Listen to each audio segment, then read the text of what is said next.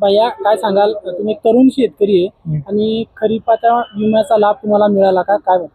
खरीपाचा विम्याचा लाभ आम्हाला मिळालेला नाही सर. त्या म्हणजे कसं झालेलं आहे, त्याच्या अतिवृष्टीमुळे आम्ही हे केलेलं आहे, विमा भरला होता. त्याच्या विमा भरल्याच्या नंतर आम्हाला काही त्याच्यावर नंतर काही हेच भेटलेलं नाही. खरीपामध्ये कुठल्या कुठल्या पिकांचं नुकसान झालं? आमचं सोयाबीनचं झालेलं आहे, मोसंबीचं याच्यामध्ये झालेलं आहे. म्हणजे सोयाबीनचं असं त्याचं जास्त नुकसान झालेलं आहे आमचं. आता काय मागणी मुख्यमंत्र्यांकडे? मुख्यमंत्र्याकडे मागणी आमची हीच आहे, आम्हाला फक्त हे द्यायला पाहिजे, अनुदान ते हे भेटायला पाहिजे. पीक विमा भेटायला पाहिजे त्याच्यामध्ये. काय नाव आहे तुम्ही? अमोल कपाळे.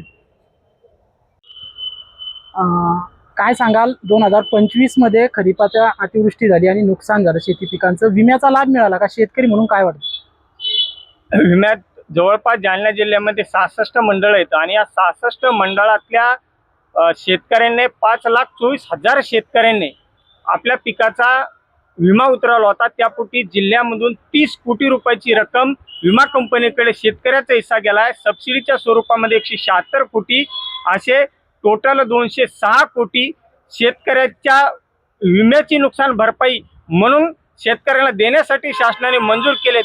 मात्र या ठिकाणी जर बघितलं, 66 मंडळापैकी फक्त 18 मंडळ पीक विम्यामध्ये समाविष्ट केलेत आणि एकदम तुटपुंजी रक्कम, कोणाला 100, कोणाला 150 रुपये देऊन शेतकऱ्याची बोळण केल्यासारखं काम या राज्य सरकारने केलेलं आहे. आणि मी तुम्हाला परत या ठिकाणी सांगतो की जर पुढील काही दिवसांमध्ये राज्य सरकारने किंवा मुख्यमंत्र्यांना जशी घोषणा केली होती की आम्ही 17,000 रुपये हेक्टरी विमा देऊ, त्या घोषणेप्रमाणे जर शेतकऱ्याला विमा मिळाला नाही तर आम्ही या राज्य सरकारच्या आणि संबंधित विमा कंपन्यांच्या विरोधामध्ये कोर्टामध्ये देखील जाणार आहोत. तसे पुरावे देखील आमच्याकडे आहेत.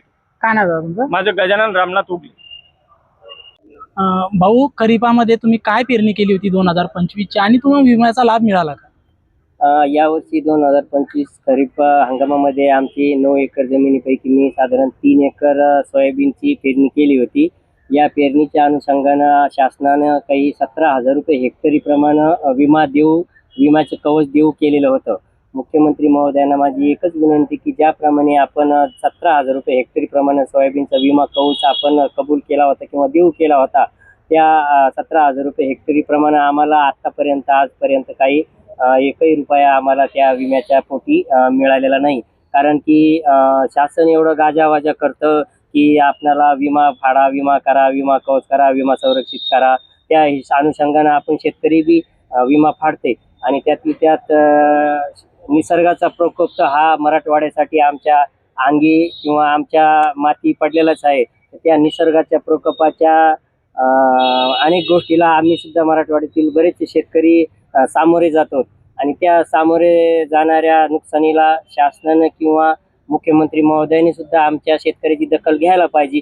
कारण की आतापर्यंत मराठवाड्याच्या शेतकऱ्याच्या वाट्याला कोरडा दुष्काळ किंवा ओला दुष्काळ हा आतापर्यंत आलेलाच आहे आणि त्या कोरड्या आणि ओल्या दुष्काळाला शासनाने आतापर्यंत आमच्या नुकसान भरपाई असो की पीक विमा असो की आमच्या तोंडाला पानच पुसलेले आहे. आणि या पान पुसलेल्या गोष्टीची कृषी मंत्री आणि मुख्यमंत्री महोदयांनी दखल घ्यायला पाहिजे, ही आमची तळमळीची एक विनंती आहे.